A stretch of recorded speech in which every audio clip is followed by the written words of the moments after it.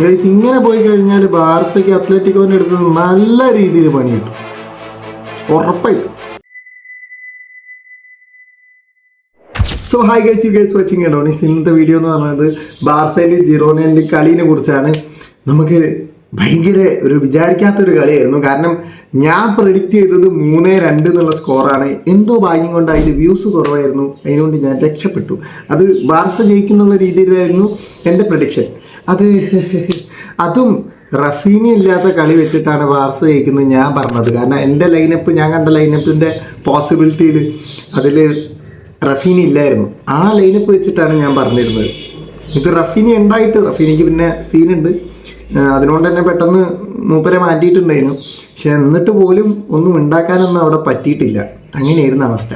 First half 0-0 ആരും ഗോളൊന്നും അടിച്ചിട്ടില്ല. ഞാൻ വിചാരിച്ചു ഇപ്പം ഗോൾ വരുന്നു പലപ്പോഴും വിചാരിച്ചു. ഈവൻ ജിറോണ പോലും അടിപൊളി കളി കളിച്ചു, നല്ല രസമുണ്ടായിരുന്നു. ജിറോണൻ്റെ ചില കിടല പാസും അങ്ങനെയൊക്കെ ഭയങ്കര രസമുണ്ടായിരുന്നു. പക്ഷെ അവർക്ക് പ്രോപ്പറായിട്ട് ഫിനിഷ് ചെയ്യാൻ പറ്റുന്നില്ല.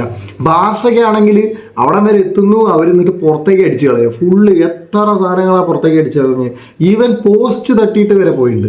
അതും പോരാഞ്ഞിട്ട് ഒരു പെനാൽറ്റി കിട്ടി. പെനാൽറ്റി ബ്ലിൻഡ് ഓൾമോനൊരു ഫൗള് വെക്കുന്നു, അതിൽ ബ്ലിൻഡ് റെസിസ്റ്റ് ചെയ്യുന്നില്ല. ഫൗള് എന്നുള്ള രീതിയിൽ അയ്യൻ്റെ മോനെ എന്നുള്ള രീതിയിലാണ് ബ്ലിൻഡ് അവിടെ നിൽക്കുന്നത്. അവിടെ റെസിസ്റ്റ് ചെയ്യുന്നില്ല, അല്ല പെനാൽറ്റി അല്ല എന്നുള്ള രീതിയിലൊന്നും റെസിസ്റ്റ് ചെയ്യുന്നില്ല. ബ്ലിൻഡിന് ഒരു അബദ്ധം പറ്റുന്നു, അവിടെ പെനാൽറ്റി കിട്ടുന്നു. ഞാൻ വിചാരിച്ചത് അപ്പോഴെങ്കിലും ഫസ്റ്റ് ഹാഫിൽ ഒരു ഗോള് വരുമെന്ന് വിചാരിച്ചു. അതും പുറത്തേക്ക് അടിച്ച് കളയാണ്, പോസ്റ്റ് കെട്ടി തെറിച്ചു പോവാണ്. അതായത് ഒന്നും നെറ്റിൻ്റെ ഉള്ളിലേക്ക് വീഴ്ത്താൻ പറ്റുന്നില്ല. യമാലായിരുന്നു പെനാൽറ്റി അടിച്ചത്. പക്ഷെ യമാലിന് നമുക്ക് അങ്ങനെ അങ്ങോട്ട് കുറ്റമൊന്നും പറയാൻ പറ്റില്ല. കാരണം കുറേ ചാൻസസ് കുറേ കൊടുത്തിട്ടുണ്ട്, പക്ഷെ അതൊന്നും ഫിനിഷ് ചെയ്യാൻ അവർക്ക് പറ്റിയിട്ടില്ല. യമാൽ എത്രയോ ചാൻസസ് ക്രോസ് കുറേ ഇട്ട് കൊടുത്തിട്ടുണ്ട് കേട്ടോ. അപ്പോൾ യമാൽ മോശമായിട്ട് കളിച്ചെന്നൊന്നും നമുക്ക് പറയാൻ പറ്റില്ല. പിന്നെ ബാർസേൻ്റെ കീപ്പർ ഗാർഷ്യ കുറേ സേവ് ചെയ്തിട്ടുണ്ടായിരുന്നു. ഒരു ഡബിൾ സേവ് ഒക്കെ ഉണ്ടായിരുന്നു, അത് ഓഫ് സൈഡ് ആയിരുന്നു. പക്ഷെ ഒരു കിടിലൻ സേവ് ഒക്കെ ഉണ്ടായിരുന്നു.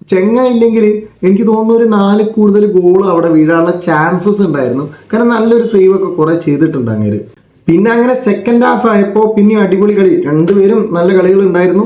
അവിടെ കുറച്ചും കൂടിയും ജിറോണ അടിപൊളി കളി കളിച്ചിട്ടുണ്ടായിരുന്നു. അങ്ങനെ സെക്കൻഡ് ഹാഫ് ആയപ്പോൾ ഏകദേശം ഒരു 59-ാം മിനിറ്റിലെത്തും കുബാർസിൻ്റെ ഒരു ഗോൾ വരുന്നുണ്ട്. അവിടെ കുണ്ടയാണ് ഒരു അസിസ്റ്റ് കൊടുക്കുന്നത്, ഒരു കിടിലൻ ക്രോസ് കൊടുക്കുകയാണ്, അത് ഫിനിഷ് ചെയ്യാണ്. പക്ഷെ 5 മിനിറ്റ് പോലും നിന്നില്ല, അപ്പത്തേക്കുണ്ടോതാ ജിറോണ ഗോൾ അടിക്കുന്നത്. അത് വിഷയ സാധനം. വാനറ്റ് ഒരു പാസ് കൊടുക്കാൻ നോക്കുകയാണ്, അവിടെ കൊണ്ട് ആരോ ഒന്ന് ബ്ലോക്ക് ചെയ്യാണ്. പിന്നെയും അത് വാനറ്റിൻ്റെ കയ്യിൽ നിന്ന് കിട്ടുകയാണ്. ആ വാനറ്റ് പിന്നെയും പാസ് കൊടുക്കുകയാണ്, അത് ലെമാർ ഫിനിഷ് ചെയ്യാണ്. എൻ്റെ മോനെ, ലെമാറിൻ്റെ ഒരു കിഡില ടച്ച് ഉണ്ടായിരുന്നേ. അത് ആ ഓഡിയൻസൊക്കെ ഭയങ്കര സീനൊക്കെ, ഭയങ്കര കാണികളൊക്കെ ഭീകര സൗണ്ടൊക്കെ ആയിരുന്നു ആ ടച്ചിന്. അത് അത്രയും കിഡിലൻ ടച്ചാണ്. അത് നിങ്ങൾക്ക് കളി കണ്ടവർക്ക് മനസ്സിലാവും, ഒരു അടിപൊളി ടച്ച് ഉണ്ടായിരുന്നു. ഇത് ഭംഗിയിലാണ് കാണാൻ. അത് കഴിഞ്ഞിട്ട് അവൻ ചെങ്ങായി പിന്നെയും മുന്നോട്ട് ഓടിപ്പോയിട്ട് കിഡ്ലൻ ട്രിപ്പിളൊക്കെ ചെയ്ത് മുന്നോട്ട് ഓടിപ്പോയിട്ടുണ്ടായിരുന്നു. പക്ഷെ അത് പ്രോപ്പറായിട്ട് ഫിനിഷ് ചെയ്യാൻ പറ്റിയിട്ടുണ്ടായിരുന്നില്ല.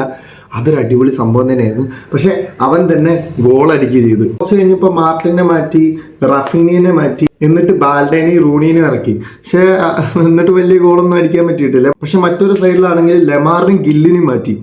ഞാൻ വിചാരിച്ചു പടച്ചോനെ മോനൊക്കെ എന്തിനാ മാറ്റി, കാരണം ആ ടൈമിൽ നല്ല കളി കളിച്ചിട്ടുണ്ടായിരുന്നു, പിന്നെ എന്തിനാ മാറ്റിയെന്ന് വിചാരിച്ച്. പക്ഷെ മാറ്റി വന്ന 2 സബും അടിപൊളി കളിയാണ് പിന്നീട് കളിച്ചത്. പിന്നെ ഒരു ഏകദേശം 70 മിനിറ്റിന് ശേഷം ലെവീനെ ഇറക്കി, അറോനെ ഇറക്കി, ബെർണാളിനെ ഇറക്കി. അവിടെ ലെവിക്ക് ഒരു കിടിലൻ സംഭവം ഉണ്ടായിരുന്നു. ഞാൻ വിചാരിച്ച് ഹെഡ് ചെയ്ത് ഗോളാക്കുന്നുള്ളത്, പക്ഷെ ലെവി ഓഫ് സൈഡ് ആയിരുന്നു. ആരെയും അടിച്ച് ബെർണാളാണോ ക്രോസ് ചെയ്ത് ഡയറക്റ്റ് കയറിയിട്ടുണ്ട്. പക്ഷെ ലെവി ഗോളിൻ്റെ അവിടെ മുന്നിൽ നിന്നുകൊണ്ട് തന്നെ അത് ഓഫ് സൈഡ് ആയിട്ട് വന്നു. അതുകൊണ്ട് അവിടെ ഗോൾ വന്നിട്ടില്ല. അതൊക്കെ ഭയങ്കരമായിട്ട് വേണ്ട ഒരു ഗോളായിരുന്നു, ഭയങ്കര സന്തോഷിച്ച ഗോളായിരുന്നു. പക്ഷെ എന്ത് ചെയ്യാൻ, ഗോളിക്ക് അവിടെ വേണമെങ്കിൽ, അവിടെ ലെവി നിന്ന സ്ഥലത്ത് വേണമെങ്കിൽ, അവിടെ പൊസിഷനിൽ വേണമെങ്കിൽ പോയി അവിടെ ബോൾ പിടിക്കായിരുന്നു. അപ്പോൾ ആ ചാൻസ് മാറിയോണ്ടാണ് അവിടെ ലെവി ഓഫ് സൈഡ് ആയി വന്നത്. ലെവി അവിടെ ബോളും തൊട്ടിട്ടില്ല എന്ന് എനിക്ക് തോന്നുന്നു. അങ്ങനെ അത്രയും നേരം 1-1 നിൽക്കുമ്പോൾ അത് കഴിഞ്ഞിട്ട് ബെൽട്രോൺ ഗോൾ അടിക്കുകയാണ്, റോക്കിൻ്റെ അസിസ്റ്റിൽ നിന്നാണ് വന്നത്. പിന്നെ അത് കഴിഞ്ഞിട്ട് ലാസ്റ്റിലേക്ക് റോക്കിൻ്റെ ഒരു ബാഡ് ടാക്കിൾ ഉണ്ടായിരുന്നു. അതിൽ റെഡ് കാർഡ് കിട്ടി റോക്കിക്ക്. ഭയങ്കര സീനായിരുന്നു. അത് കുറച്ച് അടിയാവുന്ന രീതിയിലൊക്കെ അങ്ങോട്ടും ഇങ്ങോട്ടും ഒരു ചെറിയൊരു സംഭവം ഉണ്ടായിട്ടുണ്ടായിരുന്നു. പക്ഷെ അവിടെ നിന്ന് വേഗം എല്ലാവരും സ്പ്ലിറ്റാക്കി, മറ്റൊരു ക്യാപ്റ്റൻ വന്നിട്ട് അവനെയൊക്കെ മാറ്റി, യമാലിനെ മാറ്റി, സീനാക്കല്ലേ എന്നുള്ള രീതിയിൽ വർത്തനൊക്കെ പറഞ്ഞാൽ അതൊക്കെ സെറ്റാക്കി. പക്ഷേ ബാർസ അങ്ങനെ 2-1 തോൽക്കുകയാണ്. സത്യം പറഞ്ഞാൽ ബാർസയ്ക്ക് തീർച്ചയായിട്ടും ജയിക്കേണ്ട ഒരു ഗെയിം ആയിരുന്നു. കാരണം ബാർസ ഇതിൽ ജയിച്ചു കഴിഞ്ഞാൽ 60 പോയിന്റ്സിൽ റയൽ മാഡ്രിഡ് നിൽക്കുന്ന മേളിൽ വരും. കാരണം ഡ്രോ ആയാലും പറ്റൂല കേട്ടോ. ഡ്രോ ആയാലും 59 പോയിന്റ്സ് അല്ലേ ആവുള്ളൂ. ഇത് 61 പോയിന്റ്സ് വേണം. അപ്പോൾ എന്നാലേ മേളിൽ നിൽക്കുള്ളൂ. ഇപ്പോൾ നിലവിൽ റയൽ തന്നെയാണ് ഇപ്പോൾ ലീഡ് ചെയ്തുകൊണ്ട് നിൽക്കുന്നത്. അങ്ങനെ ബാർസ തോറ്റിരിക്കുകയാണ്. ഞാൻ വിചാരിക്കുന്നത് ഈ ഒരു സംഭവം വെച്ചിട്ട് അത്ലറ്റിക്കോന്റെ അടുത്ത് ചെന്ന് കഴിഞ്ഞാൽ ഭയങ്കര ബാഡായിരിക്കും. കാരണം എന്ത് കൂളായിട്ടാണ് അവരെ ഡിഫൻസിനെ പൊട്ടിക്കുന്നത്, എന്ത് സുഖമായിട്ടാണ് ഡിഫൻസിനെ പൊട്ടിക്കുന്നത്. വളരെ മോശം കളിയെന്നേ നമുക്ക് പറയാൻ പറ്റുന്നുള്ളൂ. കാരണം ഇവർക്കാണ് ഫിനിഷ് ചെയ്യാനും പറ്റുന്നില്ല. എത്ര ചാൻസാണ് കൊണ്ട് കളഞ്ഞ്, കുറേ ചാൻസ് കൊണ്ട് കളഞ്ഞ്. ഇത് പറഞ്ഞതെന്ന് വിചാരിച്ചിട്ട് ഞാൻ പോയി അടിക്കും എന്നല്ല ഞാൻ ഉദ്ദേശിക്കുന്നത്. അവരെ പോലത്തെ പ്ലെയർ ഇത്രയും ചാൻസ് കൊണ്ട് കളയുന്നത് എന്തുകൊണ്ട് എന്നുള്ളത് രീതിയിലാണ്. പെനാൽറ്റി അടക്കം ഇവർക്ക് അടിക്കാൻ പറ്റിയില്ല. അതാണ് വളരെ സങ്കടമായിട്ടുള്ള കാര്യം. സോ ഈ കളിയെ കുറിച്ച് നിങ്ങളുടെ അഭിപ്രായം എന്താണെന്നുള്ളത് നിങ്ങൾ കമന്റ് ബോക്സിൽ കമന്റ് ചെയ്യുന്നതാണ്. ഇതുപോലെ ഫുട്ബോൾ കിഡിലൻ വീഡിയോസ് ഒക്കെ നിങ്ങൾക്ക് ഇൻട്രസ്റ്റ് ഉള്ള ഒരാളാണെങ്കിൽ എന്തായാലും നിങ്ങൾ ഫോളോ ചെയ്യുക. നമുക്ക് അങ്ങോട്ടും ഇങ്ങോട്ടൊക്കെ സംസാരിച്ചിരിക്കാം. കമന്റ് ബോക്സിൽ നിങ്ങൾ തീർച്ചയായും കമന്റ് ഇടുന്നു വിചാരിക്കുന്നു. നിങ്ങൾക്ക് ഇഷ്ടപ്പെട്ടെങ്കിൽ സബ് ചെയ്യുക, മാക്സിമം സപ്പോർട്ട് ചെയ്യുക, മാക്സിമം ലൈക്ക് അടിക്കുക. അപ്പോൾ ഓക്കെ, നമുക്ക് കാണാം. ബൈ.